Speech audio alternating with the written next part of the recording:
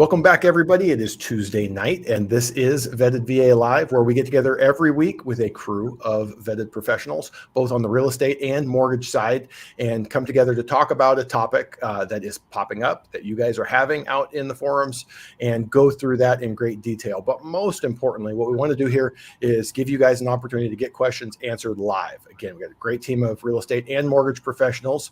For some reason, our realtors had been absent for a few weeks, and we also had nothing but dudes for like 3 or 4 weeks. So we have at least one, possibly two ladies, and at least one, possibly two realtors jumping in tonight.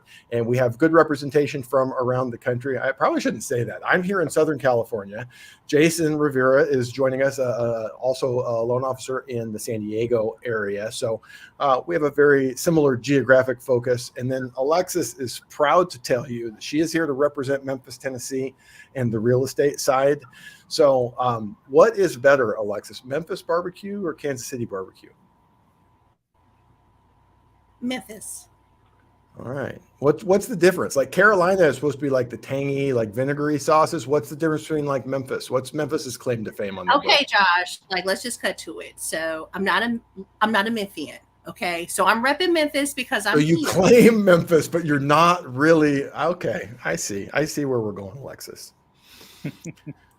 The good news is she is a realtor to the core and can answer very well questions related. So geographically, she is in the state of Tennessee. Mentally, we don't know, but she will definitely check in and give us answers on that. So big topic for us tonight. We're going to be answering the question for you guys. Is now a good time to buy? What did I do? I made myself disappear over here. That wasn't what I wanted to do. There, I came back. We're going to be talking tonight about is now a good time to buy. There's multiple components to this. We're going to go through some of the data. We're going to go through a good chunk of the geographic information on that, as it does vary a little bit. You'll see. We're going to look at a lot of national data and see what that tells us, but a good chunk of it is local. So go through these charts relatively quickly just to give some background of the conversation and where we're coming from and what each of us are seeing. We'll talk about geographically kind of what we're seeing in the markets, both on the real estate and the mortgage side, and the people we're talking to, what type of buyers we're seeing, and what questions you should be able to answer in the affirmative if you are going to buy and successfully buy in the current market. So with that, guys, I kind of wanted to jump in. The first few of these slides, we'll just buzz through them really quickly. The issue here is a year ago, we saw home prices dip a little bit on a national level when rates had jumped up. Through the first part of the year, they have gone up. And that surprised a lot of people who expected that with interest rates up, affordability down, that home prices had to come down. This relates primarily back to supply and demand. So this chart here only goes back here to 2019. I believe I have one going back longer, but it shows you that inventory was low in 2019 and has steadily decreased through COVID. We saw a little bit of an increase in 2022. It looks like at the end of the year, we may get back to that again. You'll see this just kind of shows the seasonality. This shows every year back to 2017. Basically showing you that we're having lower and lower inventory. And a piece of that relates back to what happened during COVID. Home prices went up, so homeowners are sitting on a ton of equity. And we all know what happened with interest rates. So buyers or owners, homeowners, are sitting on low interest rates with a lot of equity. They may want to move. Their life stage may be dictating, hey, our family's getting bigger. We need to move to a bigger home. But that's a much larger hill to climb. So with that lock-in, we have less people selling. People are staying in their homes longer than ever. So it's keeping supply really limited. Alexis, how does that match up with what you're seeing in the Tennessee market? It's matching up pretty much the same. A lot of my clients, mostly active duty military, PCSing in and out of the area here, when it's time to sell, they are sitting on a lot of equity. A lot of them are getting 6 figures after owning 2 to 3 years. And Jason, for you, are you dealing more with first-time buyers? Or are you dealing with people moving up, moving into the area as they're PCSing into the San Diego area? I think we've got you on mute, Jason. Sorry. I was going to say most of the current buyers that I'm working with that are actually purchasing are either prior homeowners because they're coming to Southern California with some cash in their bank accounts, dual income couples, someone that has either a lot of income and or cash in in their bank account, so that they can comfortably still afford something that that meets their needs. And I would say that that matches up really with what I'm seeing here. You're seeing dual income households, or one wage earner in the family that's doing very well. Affordability, especially for us, and not just coastal California, anywhere along the coast, other pockets of high priced areas, the affordability piece is hit even harder. Home prices at higher points, and as you're financing more, it makes a bigger difference and a bigger hit to that affordability. But just relating back to this, kind of what I wanted to show in a few of these charts, the important part here to see in this dark line, you guys are probably seeing in the media, we're seeing, inventory is backing up. We'll see a chart in here that shows we're seeing more price reductions. But if you look at this seasonally, that's kind of what we see every year. We just went through the summer buying season, where most people like to get into their new home, get their family moved, get the kids ready for school. And as we head into the holidays, less buyers, so less demand, and less supply as less sellers put their homes on the market. So definitely would expect that you will see more of this, but just be careful in the seasonal pieces of it. When you see prices going up month over month in March, April, May, June, that's what we would expect. When you see a slower market in the fall, that's what we would expect. And that's kind of why we look at seasonally adjusted numbers year over year. But with that, why don't we talk, this is really the supply of homes out there. If you're looking at buying, what is supporting home prices is there are not enough homes for the buyers that are out there. Jason, why don't you give us a little bit of insight into what's happening in terms of demand and affordability? You talked about that a little bit with what you're seeing in terms of higher income families, but those that are making the decision to buy in the current market and doing so successfully, what do you see in demand-wise, and how that equation plays out, and how might it change through the rest of the fall and into the first part of the year? Normally, I mean, you kind of touched on it a little bit, is the seasonality, right? So demand is going to naturally drop. Who's actually buying during this time period? And this also goes to help those who are looking to potentially sell right now, is who's actually moving. Well, if you have a family, or the families that are currently in school, they're likely not moving. They're getting ready for the holidays. They're settled into school. So who is moving? It's people that have had a active duty, who are PCSing because the military is telling them move, and it's those who got a new job in a different location. So those are the only people that are kind of in that buyer market. So demand is going to drop because we don't have everyone that all the normal, basically your springtime buyers that kind of carry us through the summertime. That's why you get a lot more inventory. Well, inventory drops because you got a lot of buyers. And right now, the people that are trying to sell have to move. These are people that, in some cases, this is a good time to purchase because you have some negotiation. You have people that are probably in a dire need to actually leave their location. They don't have that excess time. So if you're a buyer, it's going to be a different style inventory, but there's a good chance that you could potentially negotiate.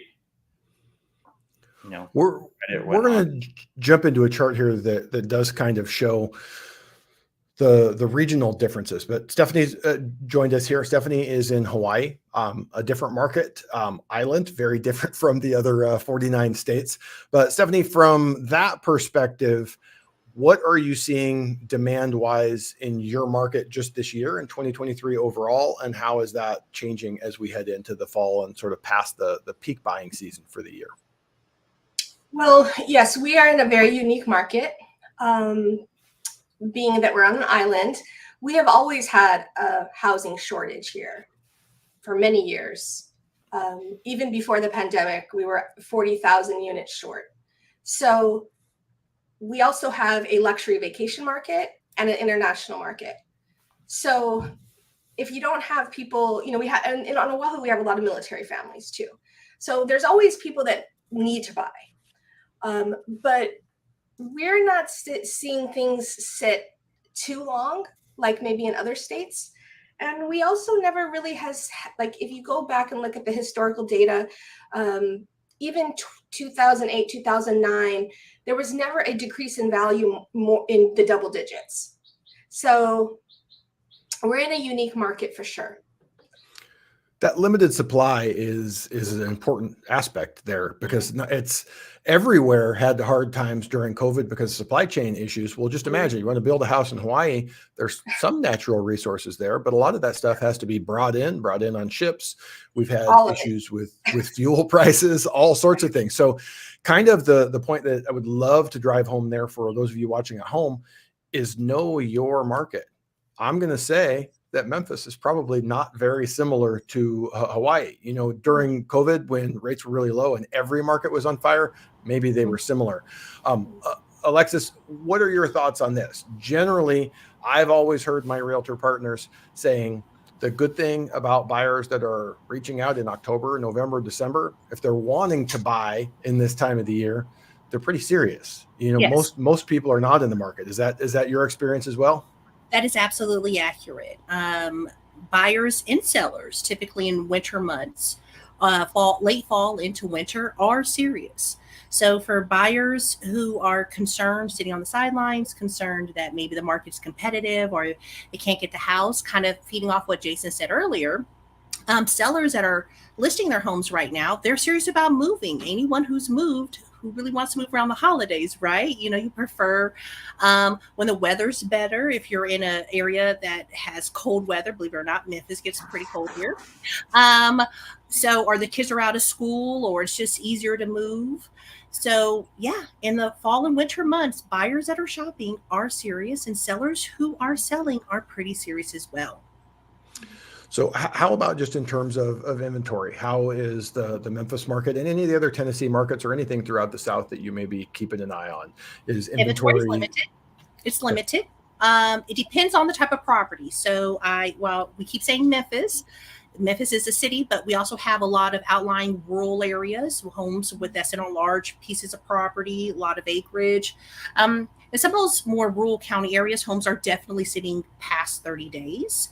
Here in the city, homes that are priced well and look well, because if you're in the market to sell your home, something sellers need to understand is buyers are picky right now. Okay, so if your home has some issues, maybe it smells, it's not too clean, it might be sitting for a while.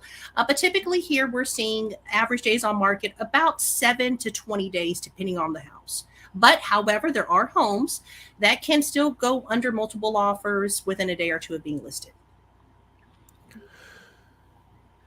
We had some other data here, and my charts are a little out of order. So give me just 1 second. What I wanted to go through, another thing that we see here as we head into the fall, we're likely to start seeing, when we go back to that month over month versus year over year, we're likely to start seeing some negative prints month over month in some areas. In the highest priced markets, or I shouldn't say the highest priced markets, the most affordable markets, the markets that are still sort of humming along, we won't likely see that. But if you're on social media, if you're on TikTok, you're on Instagram, you're on YouTube, you will know that one of the greatest click magnets there is to talk about the coming housing crash. Now, most of the people with these channels have been talking about it since 2017 or so. So they've only been wrong for about 6 years. But it's important that if you're considering buying, and especially for veterans who may be moved not of their own accord fairly regularly and having shorter time frames, that we have to look at that. We have to look at that information and think, is that a possibility? Is a crash possible? So Jason, if you have a buyer that you're pre-approving and they're saying, okay, so we can get approved for something that we want, but our worry is that we're going to buy and then this market is going to dip. And maybe tell us a little bit about your experience. I know you've shared it here on the show before, but when you bought 15 years ago, you ended up on the wrong side of markets. You have a unique perspective on that. Yeah. So my own past, which was buying in 2007, I had rented for a year, $24,000 in rent. Later, I said, you know what, I'm going to buy. It was 2007, top of the market, purchased, bad education. I was sold into an 80-20 loan, 20% in a 7-year balloon, interest only. I was smart enough to realize that I had 7 years to pay that off. or I probably wouldn't be able to afford my townhome at the time. But in either case, by about 2009, 2010, that home dropped to just a fraction of what I bought it for. Definitely a gut wrenching experience, but nothing changed as far as I wasn't moving, I wasn't PCSing. So we stayed in that home for a little bit longer than we had expected and ultimately sold for profit. Why did I tell all that? Well, because of my experience, my very first question when someone wants to buy here in San Diego is, how long do you have left here? If you're active duty, especially, when are you up for orders? What are your chances of staying here in San Diego? If you're an E6 looking to make E7 soon, I even take that into consideration because I know a lot of Navy guys make E7 and then they immediately are transferred out of their current command, which means they could be leaving.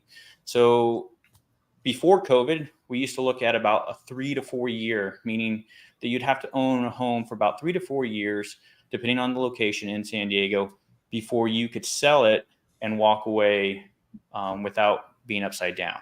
Not that the home values had dropped, but the home appreciation year over year, let's say 6%, and you still have your a real estate agent commission and closing costs to pay. So for you to break even, it used to be about 3 to 4 years. Well, now with the home prices going up, now we're looking at 5 to 6 years.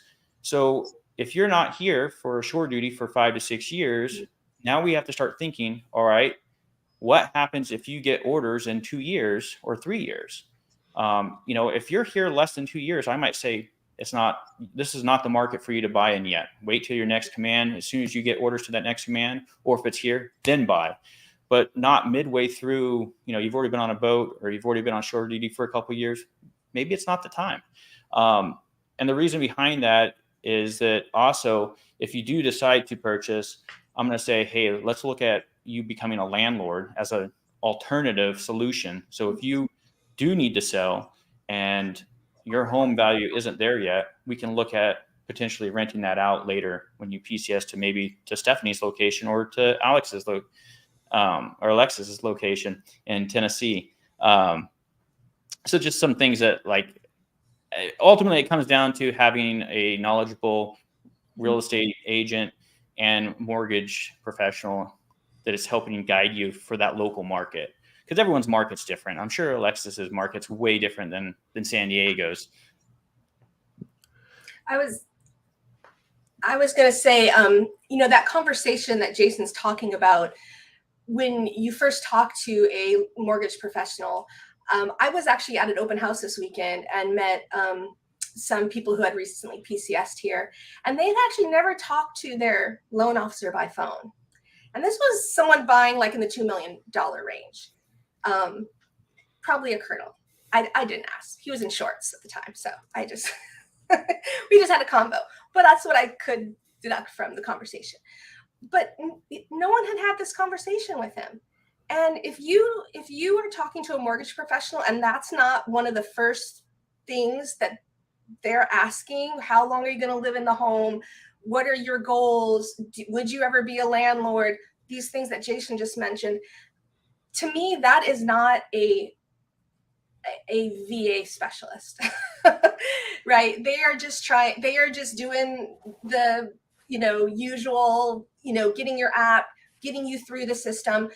You should be having someone having these conversations to help you with your real estate agent, make decisions, and provide the information to you so that you can ultimately, when you PCS, have all your options open. Well, let's kind of talk about it. I think most folks will find the conversation more relatable from Alexis's perspective with Tennessee prices. But let's talk about Hawaii prices. You mentioned $2 million. In Southern California and Hawaii, that's not even necessarily a spectacular home. Nice home by all means, but it's not ultra high end.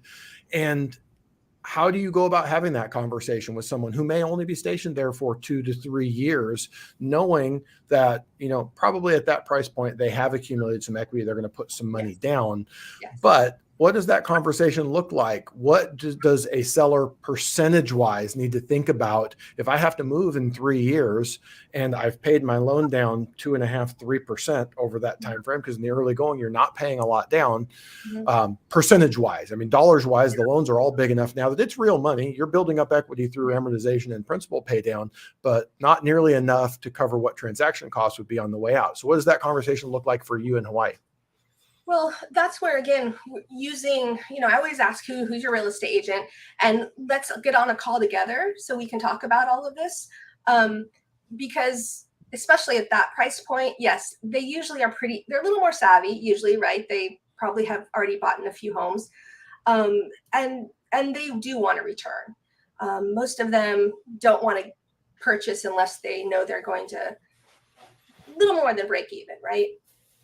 So that would be a part of the conversation. But also the big part is, do you want to be a landlord? What's the worst case scenario, right? That there's a negative equity. Are you okay with that? And if not, maybe we need to look at a different price point. In Hawaii, our homes too, like when we say $1 million home, right? It's not $1 million, like $1 million home in Tennessee, right? It's a plantation home, or a new build that's 3-bedroom, maybe 1,200, 1,500 square feet. So, that's also a sticker shock for people when they get here. They are imagining they're going to have, beachfront, and that's not beachfront, right? Beachfront is 1.8, 2 million, right? Something like that, unless it's a condo. I think, again, it's all about options and, providing people with the information. I think another big thing, when I talk to people, and if they've talked to other mortgage professionals, I'm always really surprised that they've never been offered a fee sheet, right? So they can actually see the difference in monthly payments, so that they can see the difference if the rates go down. What is that going to look like for them? It's about, I think at this point in the market, as much information as they need to make the right decisions for themselves. And I love the way you phrase that, because really what I like to tell a client when they call is, we'll answer as many questions as you have, and I'm going to open up some dialogue and ask you a few questions. And there is no dumb question. There's not too many questions. You can't ask too many. We should go through here, just like you said, until you're comfortable with the decision. So as many questions as you have. Now, Alexis, actually, I want to say something about pricing. So I'm actually a native San Diegan, born and raised there, and a Navy spouse. So we've kind of lived everywhere. And now don't let your people in Memphis know that. They'll be like, she's soft. I know, I had a Memphis guy in there in the back. See that? Yeah. Really repping. Okay, but anyway, so it's important to understand for viewers that maybe are hearing Jason and Stephanie talk, and Josh, because he's out in Cali too. They're talking about these high price points, and something, if you're sitting in a market like Memphis, Tennessee, or you're in North Carolina, or you're in Idaho or South Dakota, wherever you are, understand that everything costs more in those other markets, right? Everything costs more. You're making more money. Wages are higher, minimum wage is higher. There's a lot of things going into that. So while you hear 2 million, you hear 1.5, a home like that there is something here in my market that's maybe like about 700,000. So income plays a part in that, where you are in the country as well. And we kind of have the opposite here when it comes to BAH. I'm at a cheap duty station for the Navy, right? So the Navy, you think coastal areas, typically everyone coming from wherever the ocean is. So Hawaii, California, Virginia, even places like Connecticut, BAH is considerably higher. So it's reverse. Someone coming from Hawaii or San Diego, they're like, what do you mean I'm not getting $4,000 a month? Right? I'm getting $2,100. What? They're completely shocked. So regardless of where you're going, BAH and cost of living for that location always should be considered. So just kind of want to drop that in case someone's sitting there and they're like, we only want to buy, a certain price point, and here they are talking about millions. So. No, we do have price points under $1 million. Right now, though, those are condos, right? Anything under, let's say, 800,000 is probably a condo. Nice condos, and some really great opportunities, but yeah, just a little different. So we also have low property taxes. We've talked about some of the unique features of veteran active duty, being moved around and having to think in terms of that timeline. We've talked about in the context of the conversation, is now a good time to buy, or should I be looking to buy? The supply and demand issue, that there's not a lot to choose from, not a lot of competition, but relative to the homes that are available, there is a good chunk of competition. We've seen a very interesting last 12 months in prices kind of dipping, prices then coming back and having year over year gains just about wherever we are. It's a thought that is on people's minds. When someone comes to you and just asks point blank, which I would say probably 25, 30% of people that I talk to, they'll come out and ask a version of, would you buy in the current market? Are you comfortable with this? What are your thoughts? If someone comes out and asks you that question directly, let's start with you, Jason. I'd love to hear all of you guys' perspective on that. Someone in San Diego, veteran, non-veteran, active duty, not active duty, says, hey, I'm thinking about buying. I do have a longer term time horizon. I can qualify. Is now a good time for me to buy? We got you muted again, Jason. Going back to what Stephanie said, I would say, as long as that member is aware of their options, and that's kind of the key thing, or that family is aware of their options. Would I buy? Yeah, I actually just closed on a condo last Wednesday here in San Diego. So would I buy? Yeah, I just did, and didn't even hesitate. I inherently seem to buy homes at the top of the market, so why not just continue that trend? When I bought my other rental in 2015, I was 30,000 over everyone in the neighborhood on the smallest home. And you know what? I don't regret it at all. It's one of the best rentals I have. So yeah, no issue at all. I think that's an important point. There's a couple of things that I like. If you're working with a mortgage or real estate professional, ask them about their home. I'm not saying, hey, what's your home worth? Are you going to sell? But say, how long have you owned? Are you looking at moving yourself? Do you own rental property?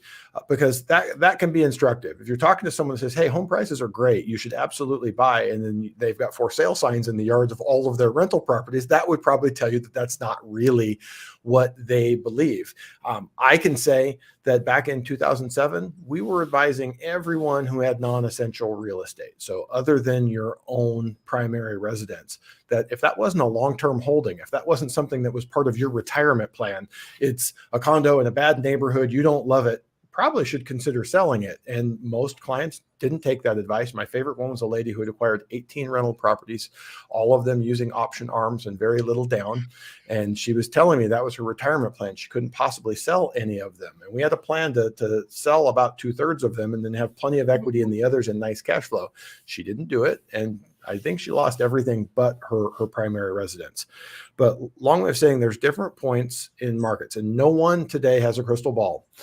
The crazy people with the YouTube channels saying every week for 5 years that the housing market's going to crash clearly don't have a crystal ball. We can't sit here with a crystal ball and tell you, hey, prices are going to be higher in 5 years than they are today. What we can say is there's a balance between supply and demand. That's kind of why we're seeing, depending on where you're at, prices slightly up. Maybe if you're in Bay Area, prices slightly down. But ask the person that you're working with, what do you own in terms of real estate? What are you doing? Are you looking to acquire more? Are you looking to get rid of some? Are you looking to rotate up? What are you doing? And ask them why. Have them just give you their rationale for what it is in the market. It's not enough to just say, I only buy, or I buy and hold. I don't ever sell real estate. You'll hear that from people. And you're like, well, that's not smart. I mean, the best investors I know use shifts in the market as an opportunity to rotate up into better properties or get rid of a property that they can harvest some gains. So it's just a thought there. I'm just trying to think of what's the most instructive way that we can share with the audience. Is it a good idea to buy? Like, from my perspective, I always want to know, why are you buying? Is it fear of missing out? Is it you have family members that say, well, we all own homes and we've made lots of money on our home and you need to own your home? I'll get that sometimes from single people, that they're getting pressure from their family members, and yet they have a boyfriend or girlfriend 5 states away that may require them moving. So I personally like to go through, what's your motivation?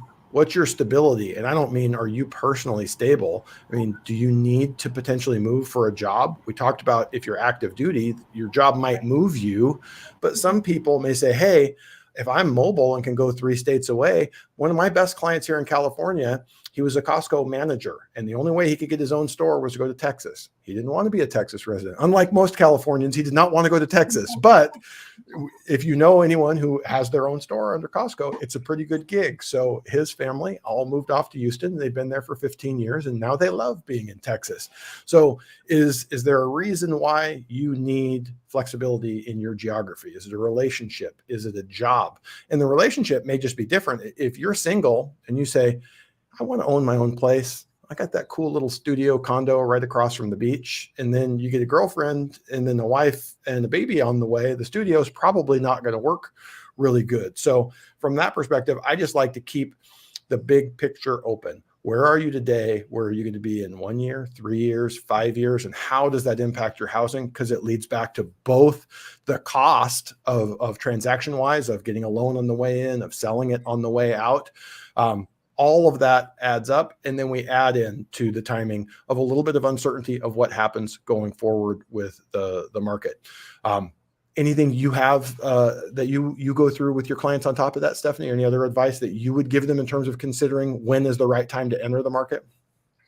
Yeah, I mean, Hawaii, again, is unique because if you're not going to live here long term, right, you're going to be a very long distance landlord. That said, we have some great property managers here. But then like the Navy, sometimes we'll have people here for 12 years, right? So, you know, there's a lot of people that, oh, I wish I would have bought before the pandemic, or so again, we look at your situation now and where you're at, what you want out of it. And I also too, I'm not one of those loan officers that make people feel guilty for not buying. It's their personal decision. And especially being here in Hawaii and knowing that if they live on base or rent outside of base, can I help them get ready for their next duty station? Get them fully ready to go so that they know what to expect in 3 years and I can still work with them. But, we're talking about opportunity, right? And I don't know if we're getting to that later, but here in Hawaii, people, sometimes it means that I might not work with them. For example, a good deal right now are the new builds, right? We have 2 wonderful new build communities here on Oahu, Koa Ridge and Ho'opili. And even if it's a condo, it's a great opportunity to buy a new home and to hold on to it. And those will rent out, should have no trouble renting those out, right? They're centrally located. And the other really good deal right now in Hawaii is, we don't really have a lot of true duplexes, true multifamilies under 4 units. What we have are a lot of homes that look like multifamily, but are actually a single family home with an ohana unit, which is like an ADU, right? Or a second unit on the property.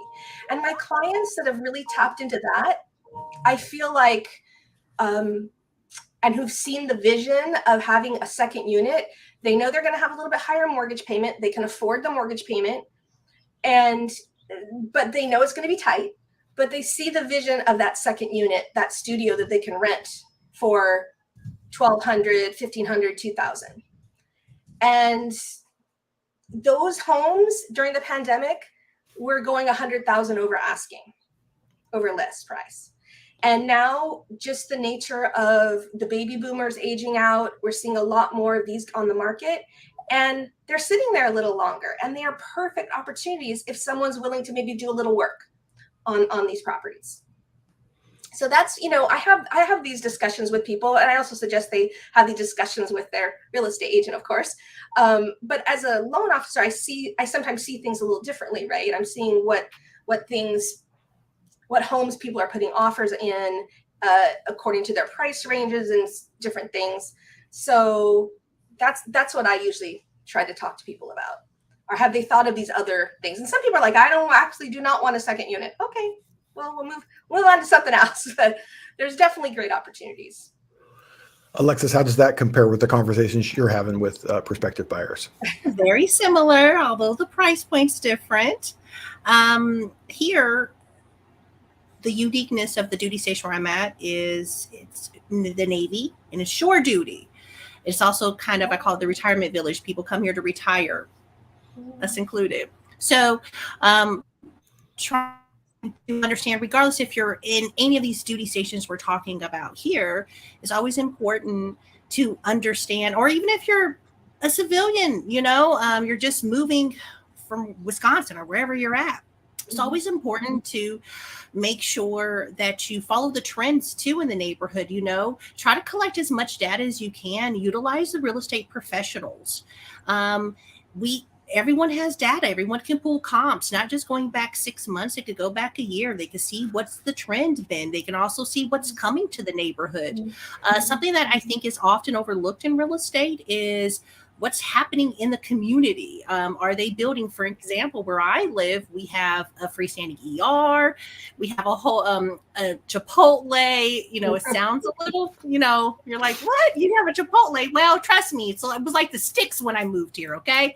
So anyway, we have a lot of things coming, like Stephanie said, new construction, things like that. So where's the economy, It's important to know that, because if you have a lot of building going around you, a lot of commercial properties popping up, a lot of Starbucks, things like that, that also helps, making an area more desirable, and people wanting to move there, because people do like amenities. Although, remember, I do sell rules, so some people don't want anybody around them. People just want to be alone.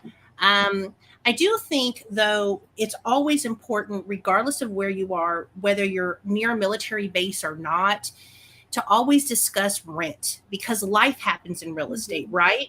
It's not just always you're PCSing with orders. People get divorced, people die, people get sick, jobs change, and we can't predict the future, like Josh said. So you have to prepare yourself. You have to go in doing the research. And again, this is where you're going to want to lean on the professionals that are helping you along the way, and say, hey, if my mortgage is X amount of dollars right now, about where's rent at? Okay. Because if you're going in and your mortgage is about $3,000, but all the homes around you are renting for $2,000, you're already kind of in a jam there, and maybe you need to start looking in another area. So keep that in mind. Life happens in real estate, and you always want to make sure that you protect your investment, and above all, protect your family, because something that I don't think is stressed enough is nobody's going to care what happens with your family. It's sad to say that, but for military members, we kind of know that, I'm a spouse, but military families, you kind of understand that nobody cares, the mission continues, but the bank's not going to care either. Okay. They're like, sorry that happened, but your mortgage payments due. So you have to go in arming yourself with as much education as possible. And this is regardless of market conditions. Understand now some people are a little bit more, what's going on? Rates are higher than we've seen the last few years, but even a couple years ago, buyers should have still been looking at the entirety of the market, and observing everything, so that way they protect their investment. You said something that was really important, and I'm going to actually take exception with it, even though it was true. You said the professionals that you're working with, we all have access to data. That's true. They do all have access to data, whether it's on the mortgage side or the real estate side. But the reality is, especially, I would say on both sides, it is truly an 80-20 business, in that 20% of the people do 80% of the business, but also more knowledgeable, more professional, more expertise. And that data element in the current market is more important than it's ever been. If you're buying in 2020 in the height of COVID and everything's going to go up 20% in the next year, if you're off a couple percent on what you pay for a home or what you sell your home for, it's all going to just work itself out in the wash. We're not in that kind of a market. Again, likely to be choppy and slightly up over the next few years, but you're not going to have that big get out of jail free card of a 30-40% run up in equity in the next 2, 3, 4 years like we benefited from. Before we finish tonight, I definitely want to transition to affordability and what buyers can do to sort of combat that, work with it, and try and make homes as affordable as possible. But sort of just on the last piece of this, should I buy? Some numbers that I always like to go back to is, at any given time, about 65% of American households choose to be homeowners. At the worst of the meltdown, when many thousands of people lost their homes in 2008, 2009, that number went down to about 62%. And there were predictions that at that time, Millennials don't ever want to own homes. They're never going to get out of their parents' basements. They're never going to get married. They're never going to get careers. And magically, what do? We look around. Who are all of our buyers? Who are all of our borrowers? They're millennials with spouses, with kids, with careers, and they want to buy homes because they're 34, 35, 36, 37, 38. And that's older than prior generations by 3, 4, 5 years. So the timing was different, but the motivations don't change. As much as we all like to think we are special, unique flowers, we are all animals. Just like all dogs, kind of in relation, they'll do similar things. All people hit a certain point in life and they want to nest in a home for their family. So that is unlikely to change. So that desire to want to be a homeowner is not going to change, not going to go away. It's not right for everyone. Not everyone is capable of being a successful homeowner. We saw that with some of the policies in the 90s that the government thought, hey, homeownership is good, so more homeownership must be better. So we made crazy policies that made more loans available to more people. And we got up to, I think, 68, 69% home ownership. And that's unsustainable. There's not that many American households capable of being successful homeowners. So we're right in the middle of that range right now, about 65, 66%. Affordability is going to make that more difficult going forward. It is a bigger hurdle for this generation to enter into, but it is an important hurdle to cross because both you want it for your family, or most people do, and over the long run, not over a 2, 3, 4 year time frame, but over a 10, 20, 30 year time frame, it will build real wealth. It will fix your housing cost, or at least a good portion of it. Taxes and insurance will vary, but that mortgage payment, not only is it fixed, if you take a 30-year fixed mortgage, you have an option to lower it if and when rates cooperate over time. And if you don't keep doing cash out refinances, in 30 years, you get to the point where that payment goes away entirely. So when we look, the actual average mortgage payment in the United States is much lower than the average rent payment. People hear that and go, that's crazy. It costs way more to own a home. I said, we're not talking about the person buying today. We're talking about the person that bought 10 years ago, all the people that bought 20 years ago, the people that bought 40 years ago. Owning a home over the long haul is much cheaper, even though in the current market it is likely to be more expensive than renting. So I didn't even mean it, but that was actually a good circle right back to the affordability piece of it.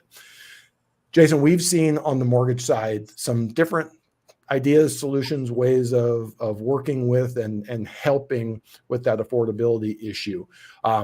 Are you seeing any of your clients take use of temporary buy downs, a 2-1 buy down, a 1-0 buy down, seller credits to permanently buy an interest rate down?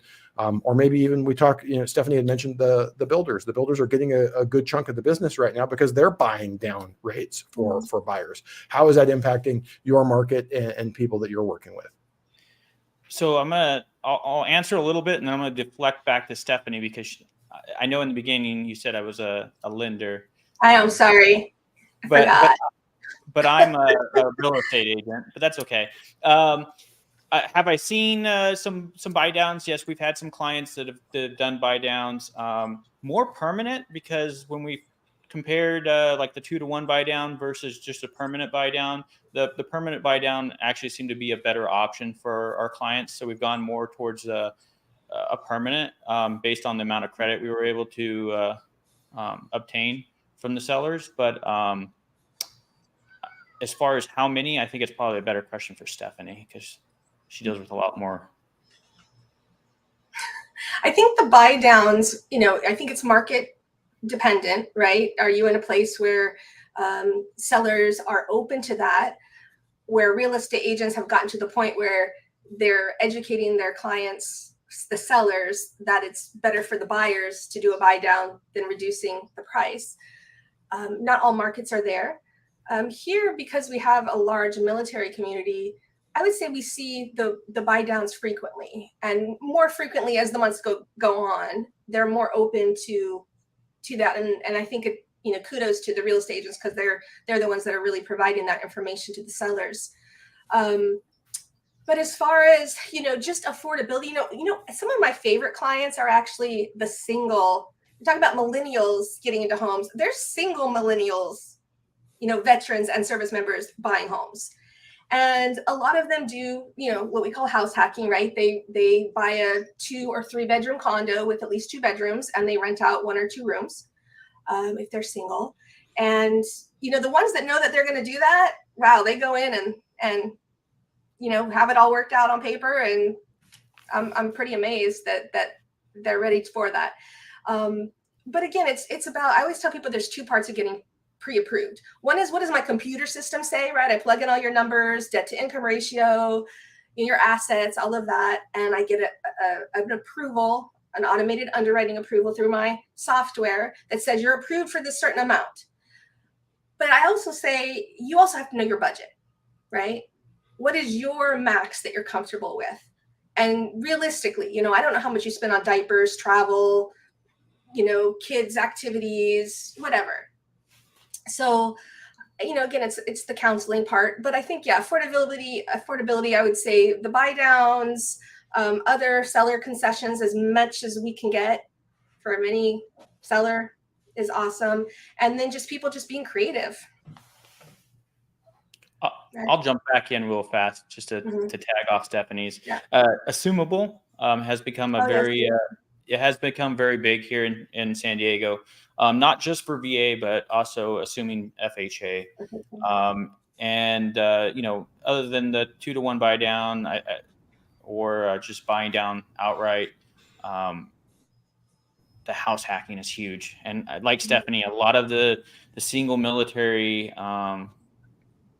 because I think they have the flexibility. They don't have a spouse that's saying, like, I'm not going to have a roommate, or the ones that have a family and their kids are, involved, and they're like, that's normally kind of like a hard no. But if they're single, they're normally only qualified for quite a bit smaller amount.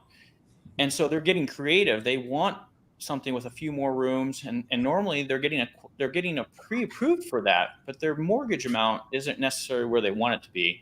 So they'll go in and buy that 2 or 3 bedroom, but then rent out those extra rooms. We've had guys also kind of similar to what Stephanie said, either looking at duplexes, triplexes, and getting approved for more based off the rent, and then not only renting those units out, but renting the rooms out, because they can get more per unit based off room rent than they can off just renting it as a separate home, if you will. So that creativity, that thinking outside the box, people that have had like formal dining rooms or large attics, converting them into additional living space so that they can then rent it out, just very outside of the box thinking. But Alexis, we didn't leave a lot of meat on the bone there, but are there any other affordability hacks you guys can cover in Tennessee? You guys left a lot. No. You guys left a lot. So for everyone who's not in an area like Stephanie or Jason or Josh, right? Hello, everyone else in America like me. What Jason's talking about, I can tell you from being originally from the West Coast and moving here, that sort of stuff doesn't apply here. Okay. So all this house hacking and converting dining rooms into the living rooms. Let me tell you, you do something like that in my market, your house is going to be a little funky to sell. Okay. Regardless of when you try to sell it. So people are expecting a dining room here. Okay. Definitely take the approach of when in Rome when it comes to real estate. That's the best I can say. Also, while we're talking about the rental thing, and I think this is really going to apply no matter where you live, you have to make sure that you're allowed to rent out your home. You're allowed to rent rooms, right? So you're going to want to make sure if you're buying an HOA, that the HOA allows rental, regardless if it's another roommate or if it's just you need to rent your house out because you can't sell it or you just want to rent it for passive income, okay? But Stephanie brought up some really good points there about consumers via their agents, educating them about buy downs and stuff. And I can tell you as a real estate agent, I'm opening doors. I'm helping you with contracts. I'm providing data on comps, things like that. What I'm not doing is telling you how much a 2-1 buy down is going to cost, because I'm not working your loan. Your loan professional is. So you need to, when you first start interviewing your loan professionals, have that conversation with them. If they seem clueless on it, then go somewhere else. Okay.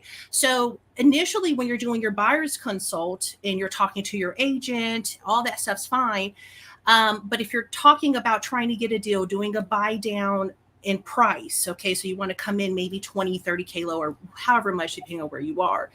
It's important to know ahead of time, how much is that buy down going to cost, right? Because remember, kind of going back about 30 minutes ago, I was explaining here in my market, some homes can still be competitive, right? You might assume, oh, homes here are sitting about 10 days on market. I have several days to sleep on it. Not necessarily. All right. We're coming into those winter months where those serious buyers are out there being serious. So you're going to want to have as much information up front as you can obtain from your loan professional when it comes to numbers such as how much is a 2-1 buy down going to cost? How much are buy down points going to cost, permanent buy down? Because once you first ask for it in the contract, whatever's asked for, we're really not going to be able to go back and say, hey, yeah, we forgot to ask you for this $20,000 to buy this rate down. The seller's going to say, hey, sorry, you should have asked that before we went under contract. Okay. So kind of make sure you establish that up front. That's the best that I could say. And definitely when it comes to all this renting hack stuff, where I live, there is no setting up a shed in the back and like rent it out for $2,000. Not going to happen. You're going to have the police come knocking on your door, the fire marshal saying this is not happening. If you want to rent out something, you're just going to have to buy an apartment building. That's at least how it applies here in Memphis, Tennessee. This is what's funny. About a month ago, we did an episode of our podcast about moving to a lower cost of living area. Tennessee, parts of Memphis would be lower cost of living than Southern California. Where was I? This was the funny thing. Like 50% of the comments were people like, yep, we got out of Southern California. We moved to XYZ and our house is half what it would have cost. We love it. It's amazing. It's the best thing ever. And then the other half of the people are like, you're an idiot. I'll rent or I'll live in a cardboard box on the beach for the rest of my life. I'm never doing it. There was no one in the middle. Either people are like, you guys are right. This is the absolute best thing to do, or you are dumb. They will drag my cold, dead body off the beach when my time comes. So just think about that. We have 3 people here in very high cost of living markets. And it is without a doubt. Jason and I were talking a little bit before the show came on. It is more frustrating for buyers right now. It is frustrating for buyers everywhere. So it's not to say, hey, anyone has an easy time of it. But if you're in a market where a condo starts at 600 and a single family starts at 900, that's a different conversation than the market. I was in Indianapolis last weekend. We drove by a bunch of houses, $300,000, a $310,000 duplex. I was like, I would absolutely buy that. So it's a very, very different market depending on where you're at. Alexis hinted at it. This is kind of another affordability issue here, that home prices, take, for example, I was in Indianapolis, $300,000 probably median home price in terms of the entry level. It's less than half of what it is here. Jobs do not pay half in Indianapolis of what they pay in California. They pay 70, 75, 80%. So in terms of what that does for your life, now not everything is cheaper, but for most people, housing is far and away your most expensive thing. So before we go around the horn and I give you guys an opportunity to close, let me leave my kind of final thoughts on this. We already talked about 65% of American families choose to own their home. I think in the long haul, the experiment has been done. The numbers bear it out. Everyone should buy a home.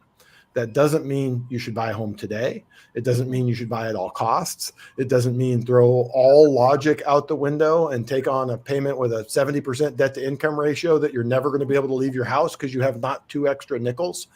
So if buying a home is not realistic for you today, I would still think in terms of talk to a lender, talk to someone like me, talk to someone like Stephanie and say, what does it look like? How far am I away? What gap do I have to close? Do I have to go get a spouse? Do we have to give up one of the kids? What is it going to take for us to be able to buy a house? But seriously, you can realistically work up a budget. What does it have to look like? And maybe that conversation says, hey, I need to go buy a house from Alexis in Tennessee versus trying to fight this battle here in California. I think homeownership is that important. You may not, but it is important that if you choose to be a renter for the rest of your life, it doesn't mean that you can just throw caution to the wind, because those rent increases have gone up at a higher rate than inflation over the last 50 years, and they will likely do so going forward. So rent is expensive today. It will be more expensive. What you don't want to have happen is, hey, I'm 70 years old. I'd like to retire, but my rent's $8,500 a month. And before you think that sounds crazy, go back in time and see what rents were 30, 40 years ago relative to today, and you'll realize that it is very reasonable in many areas that you'll have $8,000 and $9,000 a month rents when folks are wanting to retire. That's a tough battle. So none of this is easy. You have to choose your fights and battles and choose the correct entry point for you. That's why we're here every week. That's why we bring these experts in and get it from a bunch of different angles, a bunch of insights and ideas.